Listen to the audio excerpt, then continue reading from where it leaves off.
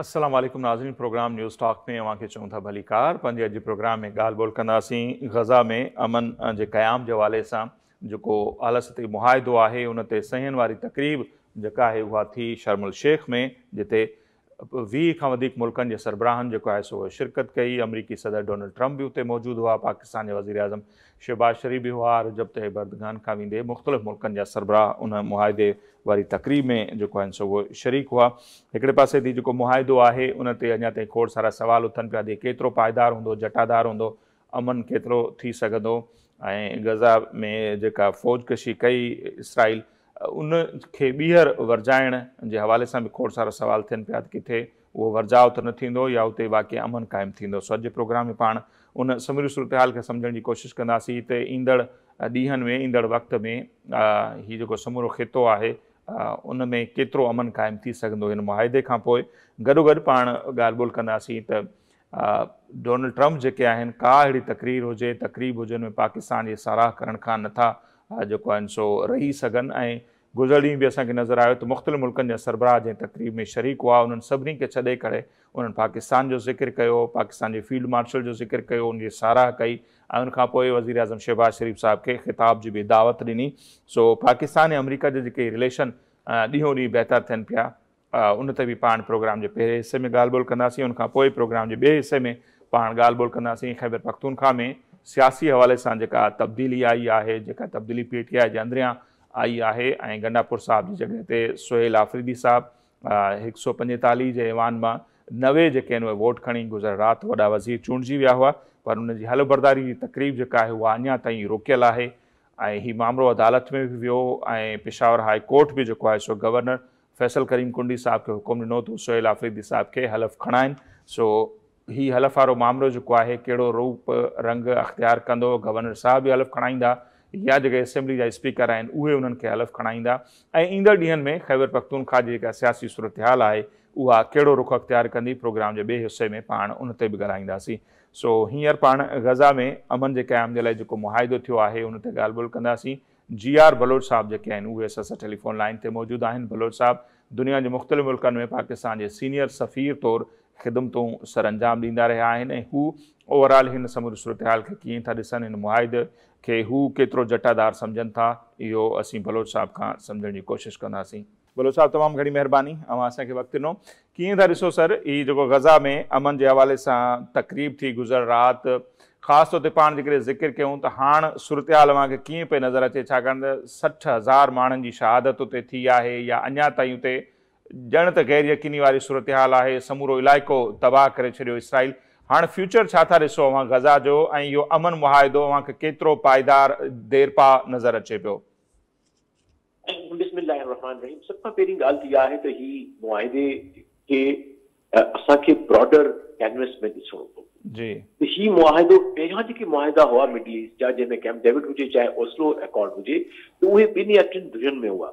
लेकिन ही अहिड़ो आहे जंहिंमें पूरी इस्लामिक उम्मा गॾु बीठी आहे, सभु अरब गॾु बीठा आहिनि ऐं काफ़ी सारा दुनिया जा लीडर्स बीठा आहिनि।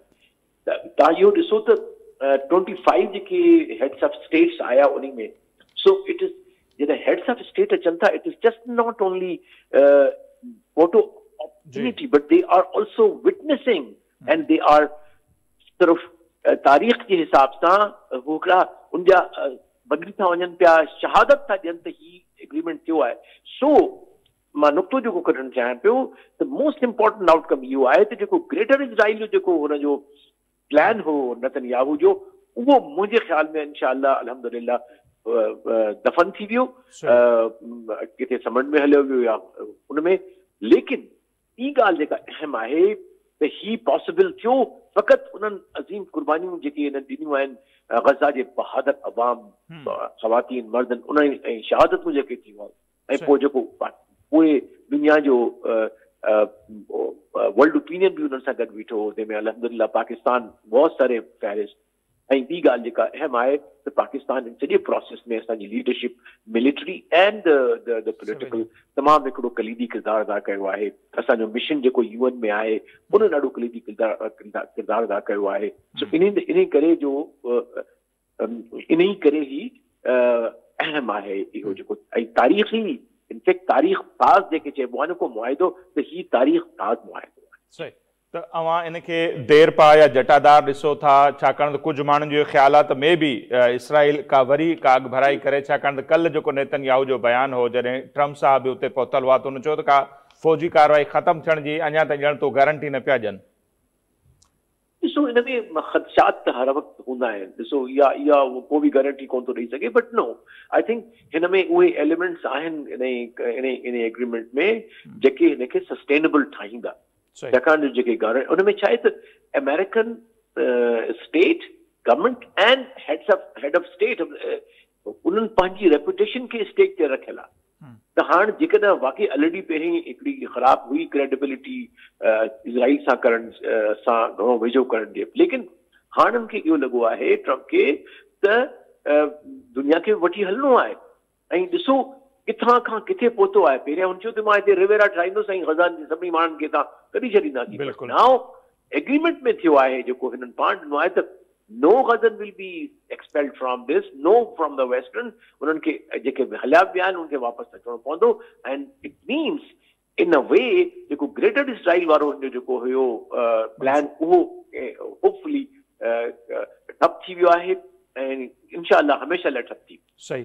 अच्छा जिया साहब जेको नारो बि लॻो पियो त रीबिल्ड गज़ा माना ज़ाहिर समूरो इलाइक़ो तबाह थियो त उनखे ॿीहर तामीर करणो आहे त उन में कीअं था ॾिसो हीअ जेके मुख़्तलिफ़ मुल्कनि जा सरबराह गॾु थिया इन्हनि जो केतिरो कंट्रीब्यूशन अव्हांखे नज़र अचे पियो ख़ासि उते अमन जे क़याम लाइ आलमी फ़ौज जी उते मुक़ररी जूं ॻाल्हियूं थियनि पियूं त उन में पाकिस्तान जो केतिरो कंट्रीब्यूशन अव्हां ॾिसो पिया?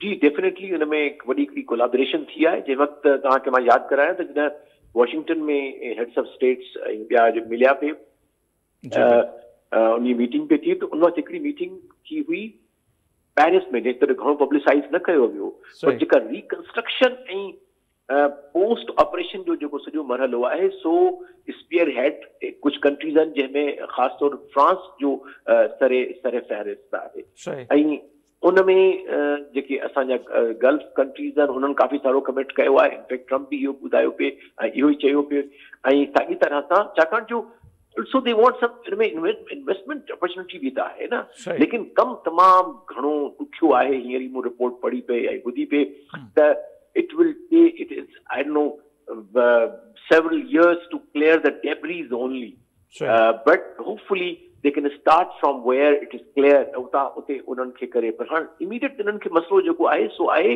इहे जेके रिफ्यूजीज़ आहिनि जेके हींअर सिर्फ़ु गलियुनि में असां स्ट्रीट में ॾिसंदा आहियूं हुन में टेलीविजन ते उन्हनि खे शेल्टर ॾियणो आहे। They are shelterless. त उहो उन्हनि खे छा टेंट जी जेका असांखे सिटी ठाहिणी पवंदी जंहिंखां पोइ वञी इहे मरला हलंदा। लेकिन मां हिनखे ॾिसां पियो थो त ॿियो को ख़ुदा न ख़ासिता दुनिया में बि का अनप्रेडिक्टेबिलिटी न अचे। होपफुली के जेके हुनजो फेज़ 2 ऐं 3 आहे उहो वेंदो। उन में सिर्फ़ु हिकिड़ो मसइलो आहे जेको इज़राइल जे विड्रॉल जो उहो मसइलो थी सघे थो ऐं डिसआर्मिंग ऑफ हमास थी सघे थो। उहे ॿ इश्यूज़ आहिनि जेके नज़र अचनि था ॾुखिया।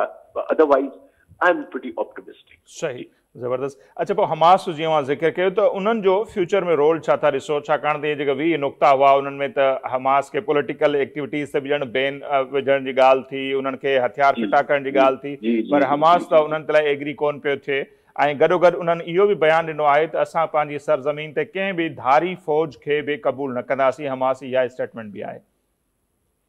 या यू राइट उहो आहे।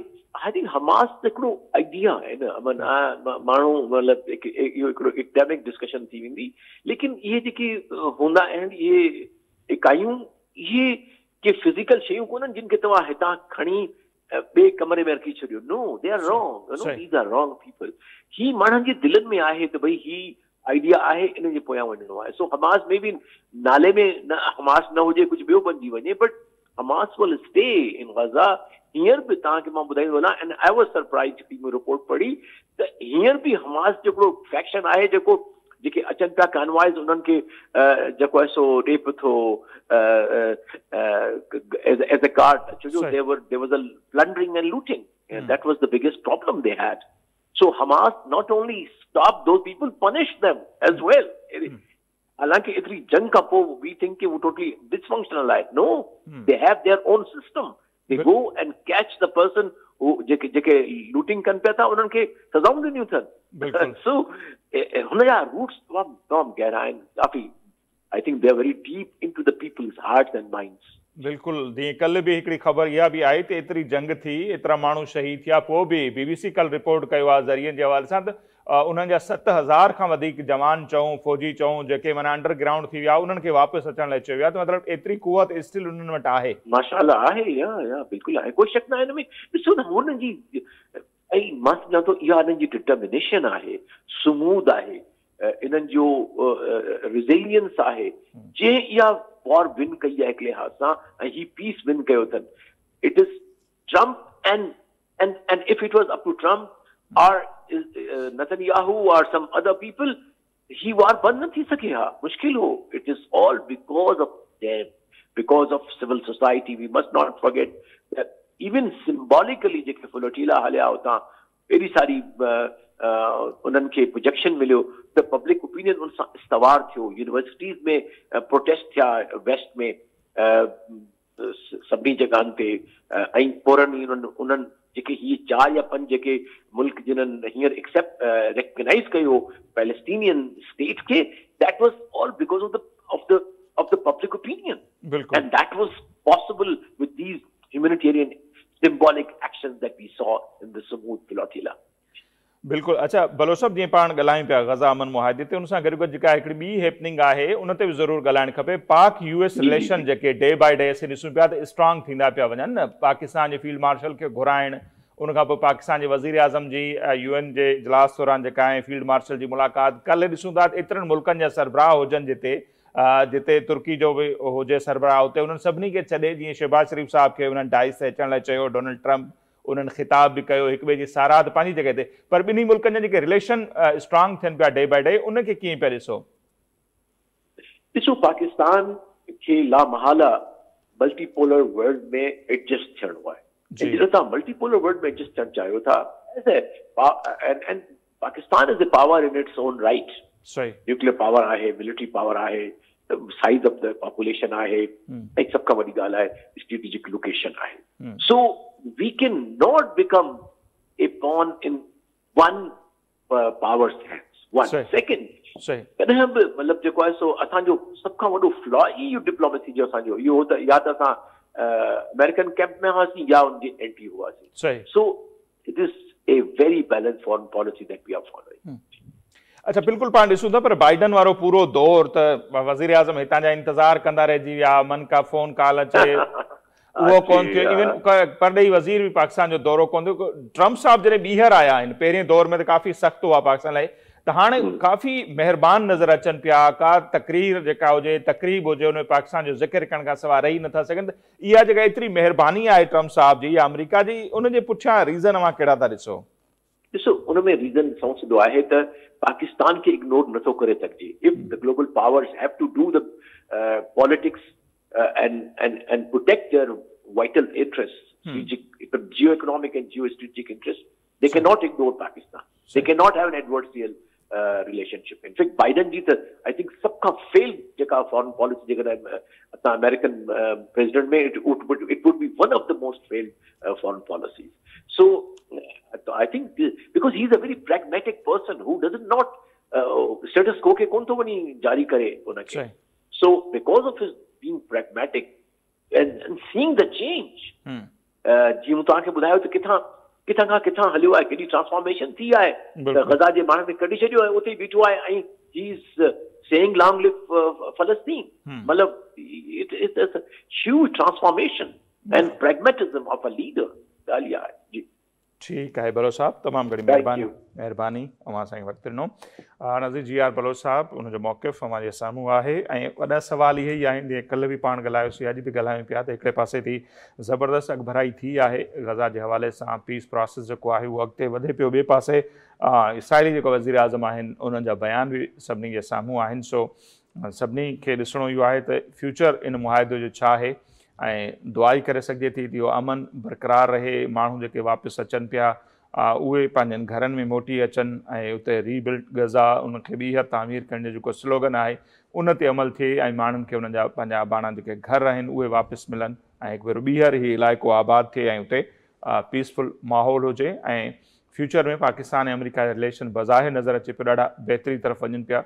सो उहे कहिड़ो रुख अख़्तियार कंदा पाण उन ते बि ॻाल्हाईंदा रहंदासीं। हिते वक़्तु पियो मुख़्तसर ब्रेक शो, ब्रेक वठंदासीं। जॾहिं पाण वापसि ईंदासीं त ख़ैबर पख्तूनख्वा में जेका ही तब्दीली आई आहे वॾे वज़ीर जी, हाणे वरी हलफ़ खणण वारो जेको मसइलो आहे उहो रुकियल आहे, रंडक आहे। हाई कोर्ट जेको आहे हुकुम ॾेई छॾियो आहे गवर्नर साहिब खे तूं हलफ़ खणाइनि।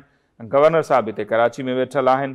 सो ही मामिलो कहिड़ो रुख अख़्तियार कंदो ऐं सुहेल आफ़रीदी साहिब जूं पॉलिसियूं छा हूंदियूं उन ते पाण ॻाल्हाईंदासीं मुख़्तसिर ब्रेक खां पोइ।